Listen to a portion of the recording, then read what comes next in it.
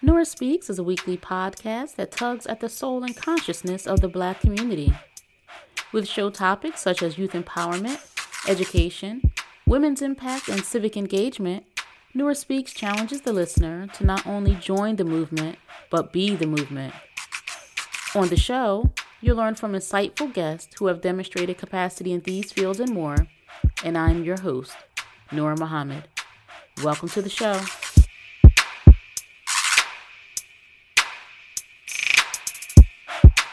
Welcome to another episode of the Nora Speaks podcast, and I'm your host, Nora Muhammad. Thank you for joining me in another episode of the podcast. I am really excited to discuss this episode's subject matter. I think that with our current media diet, our current news diet, if you will, I think this conversation is going to be very relevant to the time that we're living in and us having discernment. So, again, welcome to episode 238 of Nora Speaks podcast. Thank you for being a listener. You may be a new listener. You may be a returning listener. But I do hope that you find something valuable here. This podcast is a service that I give to my community, and I pray that everyone who listens will share it and share it with friends. And if you find a particular episode that you think is useful or relevant, or even the show, I do appreciate you sharing it. And you can always leave a comment wherever you listen, Apple Podcast or Spotify, or of course, you can always reach out to me directly by emailing me, nora@noraspeaks.com. Welcome to episode 238. This episode is Beyond the Headlines. And one of the reasons that I have titled the show Beyond the Headlines, I was listening. I take in a lot of media myself. I listen to news. I listen to docuseries. I read news. And I know that we have to go beyond the headlines. I was listening to a conversation, and a woman who consumes media when it comes to, the political nature and atmosphere that we're in, since it is an election year, and specifically a presidential election year. She said that she really doesn't care too much for Trump as a candidate or as a politician. And so anything that's relevant to him, she says she just skims the headlines and then moves on. And so I titled this episode Beyond the Headlines because I know a lot of us may skim the headlines. And as we're perusing the social media sites, we're perusing news, we skim the headlines and perhaps take information there. And we may not look any further. We may not click the link and see who the writer is of the article. We may not read the article in full, or even if we do open it, we may just read some. And, many of us like to read the comments. And so what a wise teacher has shared with our people, he said that any book that we want to read, that we should first study the author. And he said that so that we can understand the intention, we can understand the purpose, the position of the one that's sharing the information, because understanding that person can help us understand or assign appropriate value to what that person has written. And that doesn't just apply to books, but of course that should apply to anything that you're consuming. I mean, for example, this podcast, the very first episode of the podcast, the intro episode that I made many years ago, it was a conversation with the audience, just introducing myself and who I am, because I want to let my audience know what I think qualifies me to share this podcast with you and what qualifies you to listen to what I have to share. And based on that, you've gotten to know a little bit about me. And so you understand the position that I take on life and the way we socialize and the goals that our community should have. Because I share a bit about myself, then you'll know who you're listening to. So it's not just the specific episode. It's not just the specific soundbite that you get from me, but you get a little bit more about me. And so I encourage the audience of Nora Speaks to study the author. And whether that is someone who's featured in a magazine, someone who's on a pundit on your favorite news show, whether that's like Good Morning America, Meet the Press, whatever that is, study the person, get to know the person so that you understand their position. And I remember in school, we did not just learn about Plato or Aristotle and the work. We didn't just learn about their work, but we learned about their history, right? We didn't just learn about Gregor Mendel, but our teacher taught us about the person and taught us about the time in which these people lived. When I learned Spanish in school, I didn't just learn the language. The instructor taught us about the history and culture of Spain so that we were informed as we're studying the language so that we can understand what's relevant and what's not.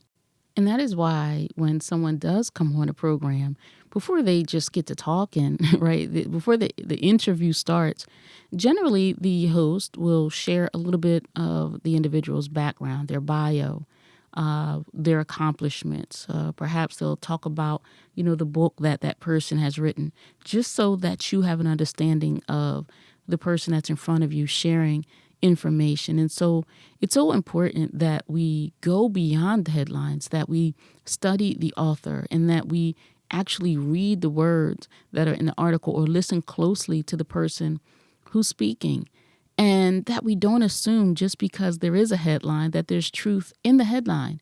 Now, we should be very familiar with this now in this modern time of clickbait, right? So headlines are often made very exciting and very salacious so that it can draw our attention because we understand that clicks equal revenue, right? It's not just the quality of the work anymore. The quality of the work, the quality of the writing, the quality of the reporting, the accuracy, that should be what's most important.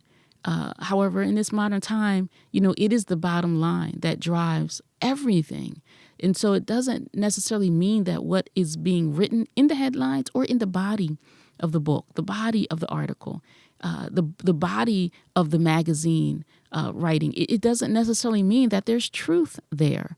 Clicks equal money, and headlines do not equal truth. And so we have to have some kind of gauge or barometer on how we evaluate what is the truth. In some cases, it could be, of course, cross-referencing. It could be having multiple sources and comparing the information. But unfortunately, there's so many outlets and they're all, filtering their information through the same filter, which may not necessarily be truth. I think about Dan Rather, who was a very, very, very prominent newscaster, and the shame and disgrace that he was brought to, and there has been so many others. NBC, of these national figures in the news realm who have been shown to be dishonest or to share information that wasn't true. Places or outlets are so quick to want to be first. And so in them being first, there's not always sufficient fact checking. And so there could just be a rush to be first. And so what's being reported is inaccurate. There could be a desire to lead the reader to have a certain political viewpoint, to have a political or social viewpoint. And so the writing in the body of the article or at the headline could just be that. And we understand, or we should understand, the way that media is one of the many ways that governments develop a mindset for their nation, right? There could be a tragedy And because there's a national tragedy, there could be an attack on the country. And so there's the desire for perhaps enrollment in the U.S. military. And then we'll see a lot of commercials, or we'll see a lot of writing that's pushing a patriotic perspective, because there's a goal there. There's an intention there. So we should really understand, what is the goal? What is the intention? What is the political position of this outlet, of this writer, so that we can have an idea of where they're trying to lead us. Because someone who's bringing us information, they should be trying to lead us somewhere. And we would like to think that they're all trying to lead us to the truth. But sometimes they're trying to lead us to a campaign. They could be trying to lead us to a product. They could be leading us to spending. What do you mean by this? If we pay attention to the news outlets during holidays, they're telling us what's a good time for us to do Christmas shopping. They're talking about the Black Friday deals. Now, you turn on a news source for news, and now they're helping the retailers get customers, right? Now, what does that have to do with what's happening in the world, what's happening in my community, right? What laws are being passed, what's happening around the world? Because there's a united strategy, and it's not necessarily based on what's good for the reader, right? It could be what's good for that bottom line. And unfortunately, that is more often the case. So if you're taking in information, we have to have some kind of gauge or barometer on how we evaluate what is truth. I've encouraged the listeners on Nora Speaks before to use secondary sources, or to use independent media outlets. And there's many independent media outlets that we can take advantage of. Now, that doesn't mean that they don't have their own agenda, right? Their own perhaps social agenda that they're trying to push. But it is so useful to take in information from various sources. So some people strictly watch what might be considered conservative media, right? Fox News, for instance, right? And then some may say, well, I'm a little more liberal, so I may put on CNN or MSNBC, right? Because they have a more liberal stance. What about what's there in the middle? What about just getting information? What about information without a political or social agenda? And that can be hard to find. So evaluate, who is the news source?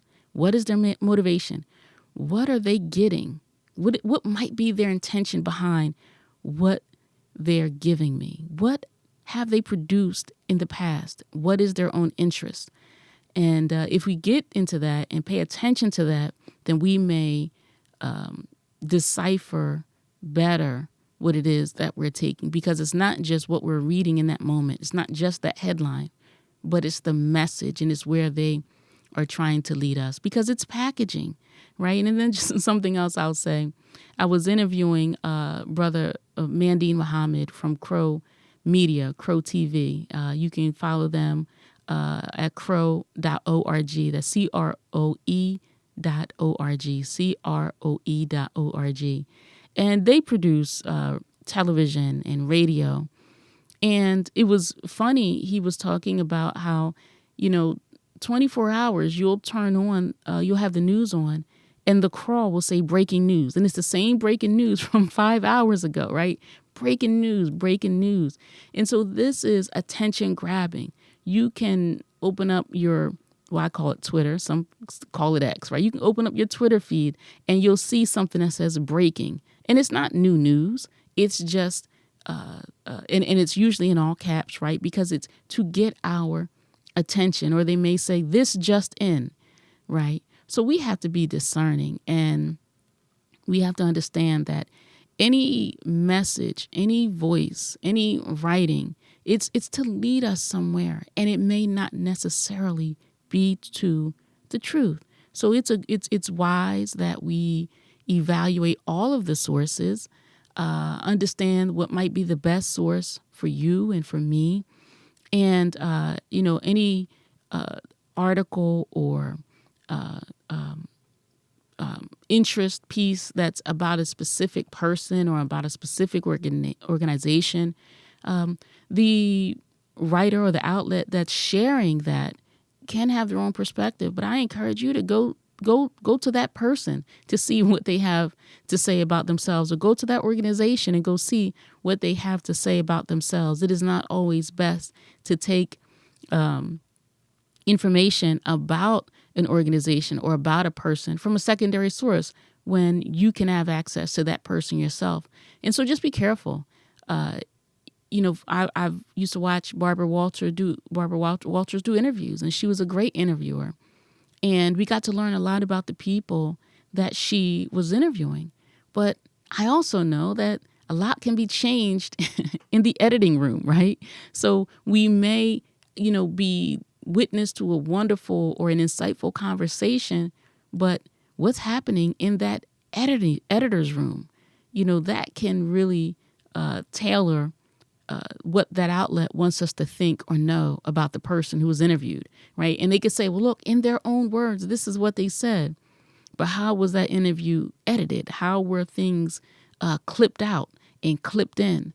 So we have to be thoughtful about that. So go to that person. Perhaps they have their own social media feed or their own outlet that we can get information about that person from. And I will say this, Donald Trump, that was one of the things that he was criticized about because he communicated via Twitter, right? So whatever he wanted the people to know, he just tweeted it, right? And so he didn't necessarily need the media machine or the standard way that politicians have been communicating their messages. He was a different kind of person.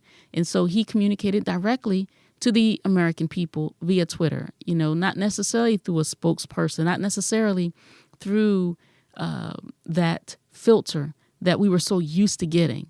And so, people didn't like it.